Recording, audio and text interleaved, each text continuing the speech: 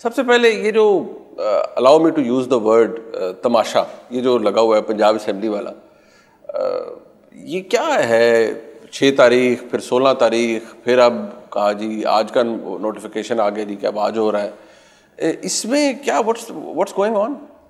एक तो मैं पंजाब असेंबली का मेंबर नहीं हूँ, मुझे ज़्यादा डिटेल्स का तो नहीं पता, बट ये भी है कि ये अभी सुप्रीम कोर्ट में चीज़ चल रही है, तो we should tread very carefully. जहाँ तक मुझे पता है वो ये कि एक नोटिफिकेशन आया कल, जो अभी the person who's in charge उनका, और उसके बाद ये मेरे ख्याल है शाम को आया जो ऑफिशियल नोटिफिकेशन था। फिर रात के अंधेरे में एक और लेटर पे साइन हुआ हुआ कागज़ फ्लोट कर रहा है। अब उसका मुझे पता नहीं वो क्या स्टोरी निकली है रात को लेट। जो आप गज़ेट नोटिफिकेशन की बात करें, आप समझते हैं वही कानूनी नोटिफिकेशन होता है? बिल्कुल, हर चीज़ में ऐसे ही होता है, ये तो बाय लॉ इसको आपको फॉलो करना पड़ता है। कानूनी तौर पर आपके नज़दीक पंजाब असेंबली का इजलास 16 अप्रैल को होना है, उससे पहले नहीं? जो गवर्नमेंट की फंक्शनिंग होती है वो होती है थ्रू नोटिफिकेशन, और ये प्रोविंशियल गवर्नमेंट्स में भी ऐसे है, फेडरल गवर्नमेंट में भी ऐसे है। तो until and unless there is a proper notification I will go by the last proper notification. जो एडवोकेट जनरल पंजाब हैं वो गुज़िश्ता रोज़ सुप्रीम कोर्ट में थे, उन्होंने कहा जी कि नहीं जी वो कल के लिए लिस्टेड है और 6 तारीख को इजलास हो रहा है। मेरे ख्याल में उन्होंने ये बातें कहीं सुप्रीम कोर्ट में, वो रिपोर्ट हुई और 2 घंटे बाद नोटिफिकेशन आ गया गज़ेट नोटिफिकेशन के लिए 16 को हो रहा है। Is there any connection with? जहाँ तक मुझे पता है ना जी, उन्होंने जो बात की है उन्होंने कहा है जी कि we will proceed according to law, जहाँ तक मैंने सुनी थी बात। अच्छा, तो I am sure according to law ही प्रोसीड हो रहा होगा। अच्छा, ये जो डिप्टी स्पीकर हैं, जारी बात है उनको पावर, क्योंकि आप परवेज़ साहब क्योंकि कंटेस्ट कर रहे हैं चीफ मिनिस्टरशिप के लिए, जो इस वक्त सिचुएशन है उसके मुताबिक मुस्लिम लीग नून या पूरी पीडीएम ये समझती है कि उनके पास नंबर्स हैं, आपके पास नहीं हैं। वो कहते नहीं हमारे साथ 201 लोग या 210 लोग शामिल हैं और इसी वजह से अब आप डिले करी जा रहे हैं पंजाब असेंबली का इजलास। सर एग्जैक्ट नंबर जो है ना हमारा वो है 189। अच्छा, हमारा और पीटीआई का मिला के। ठीक है। अब आप देखें, एक तरफ नून लीग हमेशा बात करती है जी वोट को इज्जत दो, और दूसरी तरफ वोट बाकी किसके हैं? इनके अपने तो मेंबर्स ही इतने नहीं हैं। 193 मेंबर्स है PMLQ और PTI के मिला के। अब आप खुद हिसाब कर लें, ये ऑफिशियल मेंबर्स जो हैं इतने। बट वो at the end of the day, ये आप भी जानते हैं, मैं भी जानता हूँ कि वो पावर पॉलिटिक्स है। At the end of the day number show करने हैं, बट आप समझते हैं आपके नंबर उनसे ज़्यादा है, वो कहते हैं उनके नंबर आपसे ज़्यादा है। मुझे ज़्यादा कम का नहीं पता, 186 रिक्वायर्ड होते हैं, हमारे पास 189 है। एंड दे क्लेम कि उनके पास 200 से ऊपर है। वो 500 क्लेम कर लें। क्लेम तो आपको पता है वो कितने सालों से कर रहे हैं, कितनी डेकेड से कर रहे हैं। तो साहब ये एक, क्योंकि इसका ताल्लुक फिर आपसे जोड़ दिया जाता है और वो बार बार यही कहा जा रहा है कि जी पहले दिन जिस दिन होना था उस दिन तो लास्ट जो संडे था वो उधर प्राइम मिनिस्टर साहब ने उधर तहरीक मुस्तरद हो गई, अदम एतमाद की, फिर असम्बली डिज़ोल्व होगी नेशनल असम्बली की, यहाँ पर भी उस दिन आपने कहा ऐसे ही इजलास जो है वो अजर्न हो गया। वो हालात क्या थे जिन हालात के अंदर ये जो जहाँ तक मुझे पता लगा है लड़ाई हुई है कोई वहाँ पे और सिचुएशन ख़राब हुई है, बाद में कोई अपेरेंटली इन्होंने तोड़फोड़ भी काफ़ी की है। तो क्योंकि मैं इतनी डील नहीं करता मैकेनिक्स में पंजाब असेंबली के, तो मुझे डिटेल्स का नहीं पता। बट ये बार बार कहते हैं कि आप वो पंजाब असेंबली सेक्रेटेरिएट को चाहिए जी कि हमारे लोगों ने कोई तोड़फोड़ नहीं की, वो CCTV फुटेज हमें दिखा दें, और आप कोई प्लान कर रहे हैं। अब जारी बात वो बार बार आपके बारे में इसलिए कहते हैं क्योंकि अब स्पीकर है चौधरी परवेज़ इलाही साहब और he is one of the contenders chief ministership के लिए, आप PTI के नॉमिनी हैं। वो बार बार ये कहते हैं जी जो कुछ हो रहा है तुसी करा रहे हो, और ये दस दो या तो फुटेज दिखा दो कि ऐसी तोड़फोड़ की थी यानी PDM ने, पूरी ऑपोजिशन ने, या फिर तुसी करवाइए। ये सिर्फ पैनिक है और कुछ नहीं है। आप इनका देखें, जिस तरीके से इनका लहजा देखें, इनकी प्रेस कॉन्फ्रेंसेज में घबराहट देखें, तो उससे आपको ऑटोमेटिकली समझ आ जाती है सिर्फ panic, sheer panic, nothing else. And you don't mind sharing the, मतलब ऑब्वियसली आई नो आपका ताल्लुक पंजाब असेंबली से नहीं है because you are an MNA, आप नेशनल असेंबली के अंदर है, बट फैक्ट रिमेन्स कि आपकी इनग्रेस बहुत ज़्यादा है। चौधरी साहब को लोग जानते हैं, सब कुछ है, पर वो कह रहे हैं कि हमारे पे इल्ज़ाम लगा दिया और अब आप हमारे 40 लोगों को मुअत्तल करना चाहते हैं उनकी मेंबरशिप, ताकि वो वोट ना कास्ट कर सकें। This is the first time I am hearing anything about मुअत्तल या सस्पेंशन का या एक्सपल्शन का, मुझे बाकी नहीं पता चीज़। तो साहब ये ज़रा बताइएगा कि जो इस वक्त हालात चल रहे हैं, एक सबसे बड़ा सवाल ना हर एक के ज़हन में वो यही है कि एक आपके इसी घर में कहीं दुआए खैर हो रही है, तुसी बैठे हो और मतलब PDM के लोग बैठे हैं, मुस्लिम लीग नून के लोग बैठे हैं, तो दुआ खैर कर रहे हैं और वो उधर तय हो गई, राना सनाउल्लाह साहब ने कहा कि दुआ खैर भी होगी और ये भी कि वजारत आला मिल रही है चौधरी परवेज़ इलाही साहब को पूरी अपोजिशन की जानिब से। और फिर आप जरदारी साहब के पास चले जाते हैं, उसी रात जी मुबारक देने को फूल शूल भी जाते हैं, मिठाई भी जाती है। बताइएगा क्या एग्जैक्टली था? देखिए, यहाँ पे कुछ नहीं हुआ, इस्लामाबाद में हुई है और मैं वहाँ पे नहीं बैठा हुआ था। अच्छा, आप नहीं थे? ओके। और जो लोग बैठे हुए थे उनसे मैंने पूछा तो उन्होंने तो मुझे कहा कि फातिहा खानी हो रही थी। फातिहा खानी? मैं I didn't get into details. जहाँ तक जरदारी साहब की बात है ना जी, जो साहब दुआए खैर थे, फातिहा खानी से मैंने जो सुना है, क्योंकि मैं था नहीं वहाँ पे, जो वहाँ पे कुछ लोग बैठे हुए थे उन्होंने मुझे कोई इस तरह की बात की। नहीं, पर बड़े चौधरी साहब ने बताया होगा ना, परवेज़ साहब ने, मेरी बड़े फातिहा पढ़ने से किसे दी? मेरी बड़े चौधरी साहब से नहीं बात हुई, और वहाँ पे एक बंदा बैठा हुआ था, उसने मुझे बताई बात। सो नो, मतलब आप कह रहे हैं कि दुआ खैर टाइप चीज हुई नहीं? मुझे पता है क्योंकि मैं खुद था नहीं ना वहाँ पे, तो ये थर्ड पार्टी बात है। ठीक है, तो मैं उस पर ज़्यादा क्या कमेंट करूँ। जरदारी साहब के पास उसके बाद तशरीफ ले गए चौधरी परवेज़ इलाही साहब, और वो जरदारी साहब ने अगले दिन भी कहा कि हमारे पास आ गए, मुबारक हो गई, सब कुछ हो गया। तो ये चेंज ऑफ हार्ट हुआ या क्या हुआ? देखिए, मैं बताता हूँ आपको, जरदारी साहब की जहाँ तक बात है ना, जरदारी साहब से हमारे एक्स्ट्राऑर्डिनरी टर्म्स रहे हैं, अभी भी हैं और इंशाल्लाह आगे भी रहेंगे। मैं आपको एग्जांपल देता हूँ, जब हमारी कोalition गवर्नमेंट थी ना, तो एक पंजाब में कोई पोस्टिंग होनी थी, हम गए शुजात साहब, मैं और परवेज़ साहब जरदारी साहब के पास। जरदारी साहब को हमने कहा जी ये एक बंदा है, इसको आप इंटरव्यू कर लें, ये इसका रेज्यूमे है, अगर आपको पसंद आए तो आप इसको पोस्ट कर लेना। वहाँ पे बैठे बैठे उन्होंने हमें कहा कि नहीं जी, ये बंदा आपका लग गया है, मुझे कोई काम होगा इस बंदे से तो मैं आपको बता दूँगा। मतलब उस बंदे का ये आलम है और उसकी नेचर इतनी अच्छी है कि वो आप पे ट्रस्ट करता है।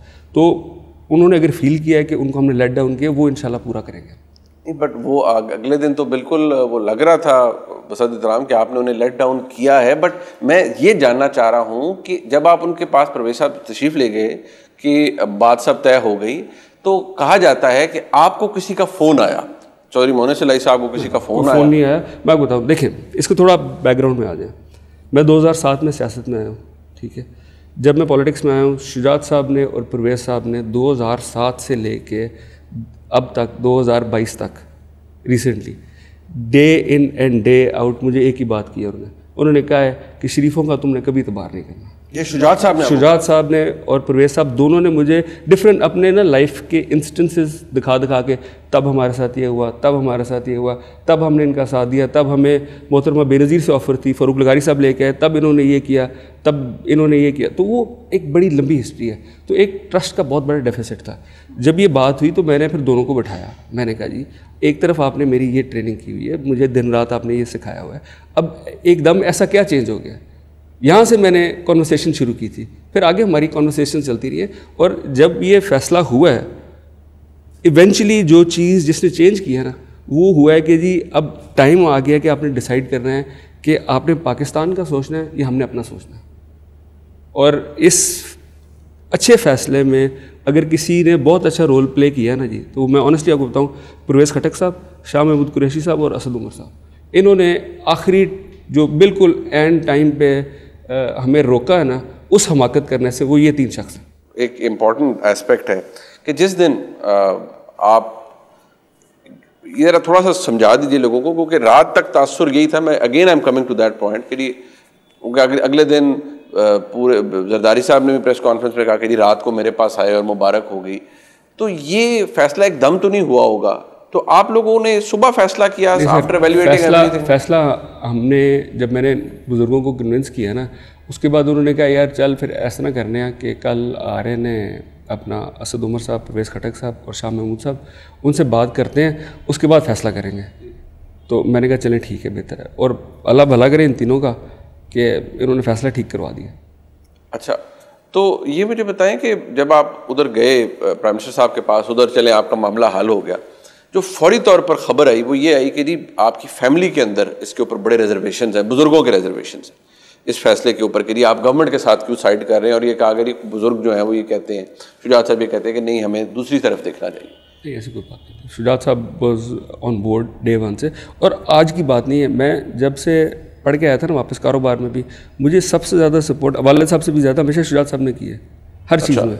मेरी पॉलिटिकल ट्रेनिंग में, बिजनेस में, हमेशा सबसे ज़्यादा सपोर्ट शुजात साहब की तरफ से आई है। वाले साहब से तो पिछले 8-10 साल पहले ज़रा ज़्यादा कुर्बत बढ़ी है, उससे पहले तो शुजात साहब उससे पहले डांट ज़्यादा पड़ती थी। ये बात तो फिर तासुर दुरुस्त है कि चौधरी परवेज़ इलाही साहब या को ऑपोजिशन की तरफ से निकाल के वापस या हुकूमत के साथ ही रखने में आपका बहुत बड़ा हाथ है और आपने इस फैसले को तब्दील कराया, तो ये बात ठीक है, क्योंकि बहुत से लोग कह रहे हैं कि चौधरी परवेज़ इलाही साहब की सियासत जो है उसको बड़ा धचका पहुंचा है, चौधरी मोनस इलाही साहब ने मरवा दिया है। धचका कब पहुंचे? आप बाहर पब्लिक में निकल के देखें, आपको पता लग जाएगा पब्लिक की आवाज़ क्या है। और असल बात है इस मुल्क के लिए बेहतर क्या है, आप मुल्क का भी तो सोचें ना। मतलब हर चीज़ हमने अपनी नज़रिए से तो नहीं सोचना। अब जिस तरह मैं आपको एग्जाम्पल देता हूँ, अलीम खान साहब हैं, उन्होंने कल परसों प्रेस कॉन्फ्रेंस की कि जी नैब के केसेस थे मेरे पे, ये हो गया वो हो गया, मुझे अंदर कर दिया। बाबा ये छोटे बच्चों की तरह रोने की कोई ज़रूरत नहीं है। नैब के केसेस हमारे पे भी थे, जितने आप पे थे उससे ज़्यादा मेरे पे, शुजात साहब पे, परवेज़ साहब पे थे। हमने तो बच्चों की तरह हम नहीं रोए, हम अदालतों में गए, हम केसेस लड़े, वहाँ से बरी हुए हैं, लेकिन उसके बावजूद हम इनके साथ खड़े हैं। तो ये बड़ी बचकाना हरकत है कि जी ये हो गया वो हो गया। आपको अपनी ज़ात से बाहर निकल के मुल्क का भी सोचना चाहिए। आपको एक और एग्जाम्पल देता हूँ, बिलावल जरदारी साहब, जब मैं मिनिस्टर था वाटर रिसोर्सेज का, तो एक इशू था सिंध में पानी का। मैंने बिलावल साहब को अप्रोच किया, उन्होंने टाइम दिया, मिले मुझे, बड़ी अच्छी तरह सुनी मेरी बात, और उन्होंने फिर सीएम सिंध को फ़ोन किया कि ये मोनिस इलाही आके मिलेगा आपको, तो आप ये सुने और इसका अगर कोई हल निकाल सकते हैं हम निकालें। So this is the kind of leadership जो आगे होनी चाहिए, जो अपनी ज़ात से, हालांकि सबको पता है उनकी फीलिंग्स क्या हैं पीएम साहब के लिए और पीएम साहब की क्या फीलिंग्स हैं उनके लिए, लेकिन जहाँ पे पाकिस्तान की बात आती है तो they went out of their way कि यार पाकिस्तान की बेहतरी में हमें करना चाहिए। बट चौधरी साहब ये बात तो मेरे लिए इसलिए हैरानकुन है कि आप पूरी आपके टाइम के अंदर, मैं परवेज़ साहब को मैंने भी इंटरव्यू किया, परवेज़ साहब was extremely unhappy with the way things were going in Punjab, और वो कह रहे थे कि यार जो इनका तरीक़ाकार है पीटीआई का, ये तो अगला इलेक्शन इनको इनके गिटों में बैठ जाएगा। और आप कह रहे हैं लोगों की आवाज़, तो इस हुकूमत का जो पीटीआई की हुकूमत रही है, अब तो उन्होंने नेशनल असेंबली डिसॉल्व कर दिया, I don't know supreme court क्या फैसला देती है, बट फैक्ट रिमेंस कि लोग बड़े नाखुश हैं। और लोग आज ये कह रहे हैं कि चौधरी मोनिस इलाही की वजह से परवेज़ साहब ने ये फैसला लिया, तो पीटीआई का बोझ उन्होंने अपने सर पे डाल लिया और नुकसान होगा बड़ा इलेक्शन में। सर अगर आपको मैं पहली चीज़ बताता हूँ, हमारे घर का सिस्टम ये है कि फैसले बड़े करते हैं, हम जो बच्चे हैं ना हम कन्विंस करते हैं, ठीक है। अगर कन्विंस हो जाए जी, केस प्लीड करना पड़ता है सर। बुजुर्गों को, हमारे फैमिलीज का सिस्टम इस तरह का यही होता है, एंड में वो ना कर दे, बुलडोज कर दे, तो वो उनकी स्वाबदीद है। जहाँ तक बात है ना जी, अगर पीटीआई का कोई मलबा है तो आज की डेट में जो पीटीआई का मलबा है वो 100 बिस्मिल्लाह कबूल है। You are happy with it? 100% जी, कोई इसमें तो कोई डाउट ही नहीं है। इनके साथ खड़े हैं और तगड़े तरीके से खड़े हैं इनके साथ। बीट बी डूम्ड, अगर खुदा ना खास्ता। सर देखिए मैं बताता हूँ, ये फैसला करने से पहले ना मैंने खुद बैठ के सोचा है, ठीक है। मैंने कहा ये मैं शुजात साहब, परवेज़ साहब को मैंने कन्विंस करना है, तो मैं वर्स्ट केस सिनेरियो देखता हूँ क्या है। मेरे लिए वर्स्ट केस सिनेरियो ये है कि मैं जेल में हूँगा, वहाँ से ऊपर चलते हैं ना, जेल में नहीं हूँगा तो उससे बेहतर सिनेरियो ये हम अपोजिशन में चले जाएंगे। यही भी हो सकता है अपोजिशन में भी हूँ और जेल में भी हूँ और सारा कुछ चल रहा हो। वो सारी चीज़ें जेहन में रख के मैं जो बात बार बार दोहरा रहा हूँ ना, at the end of the day आपने ये देखना कि मुल्क के लिए क्या बेहतर है। पाकिस्तान के लिए जेन्युइनली मैं समझता हूँ कि ये फैसला बहुत बेहतर था जो हमने किया। बट परवेज़ इलाही साहब ने, मैं हामिद मीर साहब को भी जब उन्होंने इंटरव्यू दिया, उन्होंने कहा कि जी मरीम नवाज शरीफ साहबा को एतराज़ था कि अगर वजारत आला मुझे मिल रही है, नहीं परवेज़ साहब को मिल रही है। दूसरी बात ये कि जी हमें कोई इतना लॉन्ग टर्म के लिए नहीं दे रहे थे, स्टॉप गैप अरेंजमेंट था। तो यहाँ आपको बाइंडिंग फैक्टर क्या, आप कह रहे हैं मुल्क के लिए क्या, बट जो परवेज़ साहब ने बात की है उससे तासुर तो ये मिलता है कि आपको अपना सियासी इंटरेस्ट भी बड़ा आप उसे देख रहे थे। नहीं, इसमें मैं थोड़ा सा क्लैरिफाई कर दूँ। जहाँ तक मरीम बीबी की बात है, वो वालिद साहब की स्लिप ऑफ टंग थी, वो उन्होंने कहना किसी और का था, और इसकी बाकायदा माजरत भी हो गई है मरीम बीबी से। अच्छा, तो मरीम बीबी का कोई उसमें रोल नहीं था। अच्छा चले ठीक है, बट आप ये कहते हैं आपने गवर्नमेंट के साथ साइड करना है and you are okay with the way government is doing. ज़रा मुझे ये बता दें, आप इमरान खान साहब के पाकिस्तान तहरीक इंसाफ के इत्तहादी हैं अभी भी? मैं कह दूँ गवर्नमेंट उन्होंने नेशनल असेंबली में डिसॉल्व कर दी, स्टिल यू आर दी इत्तहादी? Am I right in saying that? Sir मैं ना पीटीआई और इमरान खान को दो अलग चीज़ें ट्रीट करता हूँ। हम जो सब है कि उसकी वजह पीटीआई का ना एक कल्चर है जो मैंने अब पिछले 6-8 महीने में देखा है ना, तो उस कल्चर को मैं अवॉइड करता हूँ। मैं जो भी चीज़ करता हूँ ना, मैं फिर पीएम साहब से डायरेक्टली रखते हैं बात, तो वो इमरान खान के साथ हम खड़े हैं, इसमें कोई दूसरी चीज़ नहीं, ना दूसरी राय है। But how is it different कि आप पीटीआई के साथ खड़े हैं? कई जगह पे जाके ना थोड़ा सा डिफरेंस आ जाता है। ये बड़ी बड़ी दिलचस्प किस्म का एनालिसिस है जो आपने एनालॉजी ड्रॉ की है कि इमरान खान साहब को के साथ आपके मामला बहुत अच्छे हैं। नहीं, मैं ये नहीं कह रहा कि हमारे मामला पीटीआई के साथ ख़राब हैं। पीटीआई के साथ मामला हमारे ठीक हैं, बट जब आप कहते हैं ना जी कि आप पीटीआई के साथ उस तरह खड़े हैं, जाहिर है पीटीआई क्या है? PTI, all of PTI is Imran Khan. Without Imran Khan there is no PTI, it does not exist. तो इस चीज़ को आप जिस तरह मर्जी ले लें। अच्छा, इमरान खान साहब ने तरीके अदम एतमाद को मुस्तरद करवा दिया आर्टिकल 5 को इन्वोक करवा के, और बेसिस बनाया गया जी कि मेरी हुकूमत के ख़िलाफ़ साजिश हो रही है। अब मुझे आपको बताने की ज़रूरत नहीं है, और आपके बुजुर्ग पूरा फैमिली पॉलिटिक्स के अंदर है, इमरान खान साहब की हुकूमत के ख़िलाफ़ साजिश हो रही थी बैरूनी? मुझे इस चीज़ का नहीं पता। ना ही sir you were the federal minister, I was the federal minister, ना ही ये जो मूव थी ये हमारे से डिस्कस नहीं हुई, ये इस्लामाबाद में हुई है और उन्होंने कर दिया जो उन्होंने किया। हम क्योंकि उनके साथ खड़े तो उनके साथ ही हम। बट एक होता है ना कि एक चीज़ होती है जो दिमाग में सिंक कर जाती है, क्योंकि आप you are not new to the politics, Parvez साहब is not new to the politics, हर उनको पता है मुल्क के मामलात कैसे चलते हैं, हुकूमतें कैसे चलती हैं। तो आपको ये बात सिंक करती है कि इमरान खान साहब की हुकूमत के ख़िलाफ़ एक बैरूनी साजिश हो, उसका एक मरासला या पोस्ट मीटिंग रिपोर्ट आए और नेशनल सिक्योरिटी कमेटी का इजलास हो, उसमें वो कहें कि ये मदाखलत ज़रूर है, कॉन्स्पिरेसी का लफ्ज़ इस्तेमाल हो, लेकिन इमरान खान साहब का मेरे मुल्क के खिलाफ साजिश हुई है और सारी अपोजिशन ने कलूड किया है उस बैरूनी ताकत के साथ। Are you okay with it? Because national security council meeting वगैरह में था, मुझे डिटेल्स का नहीं पता, तो I can't comment on something that I was not there. आप इस बात को मानने के लिए तैयार हैं कि पूरी opposition, PDM, peoples party, PMLN, मौलाना फजलुर रहमान साहब, पावर पॉलिटिक्स और चीज़ है, बंदे तोड़ना, बंदे साथ रखना, दैट इज सेपरेट, क्या ये बैरूनी ताकत के साथ मिलकर इमरान खान की हुकूमत को गिराना चाहते थे? ये बात आप तस्लीम करते हैं बहसीयत चौधरी मोहम्मद मैं सिद्दीकी? जो चीज़ तस्लीम करता हूँ इस वक्त वो ये है कि जी असेंबली आप सारी तोड़ दो, इलेक्शन करा लो। आपको मैं लिख के दे देता हूँ कि इस वक्त शरीफ बरादरान इलेक्शन जाने की कंडीशन में नहीं है, ना नेशनल असेंबली में ना प्रोविंशियल असेंबली में। इनको कहें अगर हिम्मत है ना तो इलेक्शन करा के देख लें, इनको पता लग जाएगा इनके साथ होना क्या है। नहीं बट चौधरी साहब ये ठीक है, आप ये कह रहे हैं कि इनकी मतलब ग्राउंड पे बहुत बुरी हालात, फारिग है इस वक्त, पीएमएलएन फारिग है, पीएमएलएन टोटली फारिग है पंजाब में। ऐसे आप, मैं कहता हूँ इलेक्शन करा के देख लो, इलेक्शन के जिस दिन इलेक्शन का रिजल्ट आएगा आप और मैं दोबारा इंटरव्यू करके देख लेंगे, आप देख लेंगे। और ये जो पूरा एक्ट जो हुआ नेशनल असेंबली वाला, क्योंकि मामला सुप्रीम कोर्ट में चला गया, सब्जुडिस है, बट परवेज इलाही साहब ने, आपने आपस में फैमिली बैठक तो होती है ना, सियासत भी डिस्कस होती है, तो क्या हुआ कि यार ये ठीक कर दिया वज़ीर आज़म साहब ने, डिप्टी स्पीकर ने ठीक कर दिया? हमने देखें, हमने as a family, as a party एक डिसीजन लिया है कि हमने इमरान खान के साथ खड़े होना है। अब हम उसके साथ खड़े हैं, राइट एंड रॉन्ग। सर हम आप उसकी देखें ना, असल में पता है क्या, जो रूरल बैकग्राउंड के लोग होते हैं, स्पेशली जो मेरा रूरल बैकग्राउंड, जो जट होते हैं ना, वो फिर जब फैसला कर लेना फिर खड़े हो जाते हैं। तो अब हमारा फैसला है फैमिली का, पार्टी का, कि हम पीएम के पीछे खड़े हैं और उसके साथ खड़े हैं, इसमें कोई दूसरी चीज़ नहीं है। और जितनी मर्जी ऑफरें, आपको मज़ेदार बात बताऊँ, ये इतने सच्चे हैं ना, जिस बंदे ने, ये बात मैं आपको बता रहा हूँ 4 या 5 दिन पहले, ठीक है, तो इलेक्शन भी हो, सारा कुछ चल पड़ा था, नून लीग के एक बड़ा सीनियर बंदा है, उससे मुझे ऑफ़र भेजी कि जी अभी भी कुछ नहीं बिगड़ा, हम अभी भी वो चीज़ दोबारा कर देते हैं जनरेट, आप सिर्फ हमें ज्वाइन कर लें। अच्छा, उसको जो मैंने जवाब दिया ना वो मैं टीवी पे कह नहीं सकता। ये इनकी हालत है अंदर से, इससे मुझे मेरा कॉन्फिडेंस बढ़ जाता है कि इनकी इतनी बुरी हालत है कि आखिरी दिन तक ऑफरें दे रहे हैं कि किसी तरह हमारे साथ जुड़ जाओ। नहीं, बट आपको ये लगता है कि पीएमएलएन इस वक्त इलेक्शन में जाने की पोजीशन में नहीं है?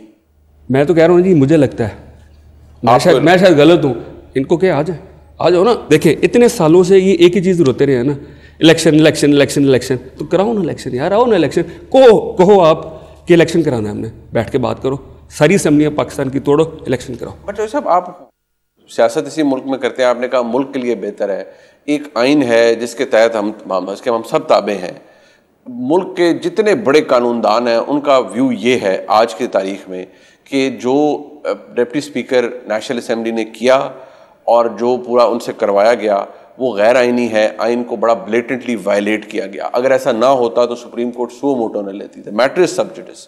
बट आपको महसूस होता है कि यार ये ऐसे नहीं होना चाहिए था ये, और अगर सुप्रीम कोर्ट से फैसला इमरान खान साहब के उस एक्ट के और डिप्टी स्पीकर की रूलिंग के खिलाफ आ जाता है, फिर कहाँ खड़े होंगी इमरान खान साहब या आप चले खुदा? जो कानूनदान है जिनका आप नाम ले रहे हैं, वकील हैं सारे, राइट? जी जी। तो I wouldn't go by their word, let's wait for the decision. तशरीह तो आइन की सुप्रीम कोर्ट सुप्रीम कोर्ट ने ने करनी है करनी, ना, तो वो डिसीजन आ जाए पता लग जाएगा, तब फाइनल कर लेंगे। और अगर रिवर्स हो जाता है जो कुछ हुआ था? सर अगर मगर की बात नहीं है, बेसिक लाइन है कि हम इस बंदे के पीछे खड़े हैं, वो हम खड़े हैं, आगे जो होगा अल्लाह की मर्जी। अच्छा, ये जो आज अलीम खान साहब ने 3-4 दिन पहले कहा कि जी आप वो 5-5, 6-6 करोड़ रुपया लोगों को दे रहे हैं और इस तरह वंड रहे हो तुसी, ਉਹਦੇ 10 ਦਿਨਾਂ ਸਿਫਰ ਕਿੰਨੇ ਆਉਂਦੇ ਨੇ, ਕਿਉਂਕਿ ਮੇਰੇ ਜਿਹਾ ਗਰੀਬ ਆਦਮੀ ਤਾਂ ਨਹੀਂ ਦੱਸ ਸਕਦਾ कि ਉਹ ਤੁਸੀਂ ਵੰਡ ਰਹੇ ਹੋ ਲੋਕਾਂ 'ਚ ਔਰ ਲੋਕਾਂ ਨੂੰ ਆਪਣੇ ਨਾਲ ਲੜਾ ਰਹੇ ਹੋ, ਤੇ कहाँ इधर ही बैठ के करते हैं सर ये मामलात? फिर मैं इसका क्या जवाब दूँ? एक ऐसा बंदा जिसका नाम मशहूर है ATM और जो जो चीज़ें हैं, मैं अब अलीम साहब से भी अच्छा ताल्लुक़ रहा है, बल्कि इस हद तक रहा है कि जब ये जो सो कॉल्ड नैब केसेस हैं जिनसे ये डरे पड़े थे और ये जेल में थे, तो परवेज़ साहब went out of his way to look after him, और वो बंदा ये बात मानता भी है। उसके बावजूद वो असल में होता ही है ना, लोग बड़ी जल्दी भूल जाते हैं। किसी का भला करो ना तो उससे दूर रहना चाहिए। तो जिस दिन ये भला हुआ, मैं तो वैसे ही दूर हूँ उनसे, क्योंकि मुझे पता था इन्होंने आके किसी दिन ये जो काम किया ना इन्होंने करना था। पैसे बांट रहे हैं मैं आज तक मैंने किसी को इस तरह के पैसे नहीं बांटे। अभी आपने अलीम खान साहब को ATM आपने कहा कि वो मशहूर है ATM है, तो लोग ज़रा इस मामले में सोचते भी हैं ना कि आप कहते हैं हम इमरान खान साहब के साथ हैं एवरी विच वे, जो भी उनकी फ़ैसला होगा हम उनके साथ खड़े हैं, तो आप कहते हैं आप मुल्क के लिए खड़े हैं, लेकिन उनकी ये बात भी है कि फिर जहाँ एक जमात को ऐसे लोग फ़ंड कर रहे हों, जहांगीर तरीन साहब फ़ंड कर रहे हों, ऐसे मामलात चल रहे हों, जिस जमात की फ़ौरन फंडिंग के मामलात इलेक्शन कमीशन में मौजूद हों, और 10,000 तरह की चीज़ें हैं जिनके ऊपर मैं अभी आपसे बात करूँगा, आप उनके साथ खड़े हैं। सर इसमें जहाँ तक तरीन साहब का रोल है ना, मैं जेन्युइनली समझता हूँ कि जहांगीर तरीन के साथ ज़्यादती हुई है, और मुझे इस चीज़ का पूरा यकीन है कि वो ज़्यादती इमरान खान ने नहीं की। किसने की? वो जिसने भी किया वो अब इस वक्त PM के साथ नहीं है। शहजाद अकबर साहब? मुझे नहीं पता किसने की है, बट जिसने की है वो इस वक्त PM के साथ नहीं है। तो at some stage at some point इनकी आपस में जो मिसअंडरस्टैंडिंग क्रिएट की है ये ठीक होनी चाहिए।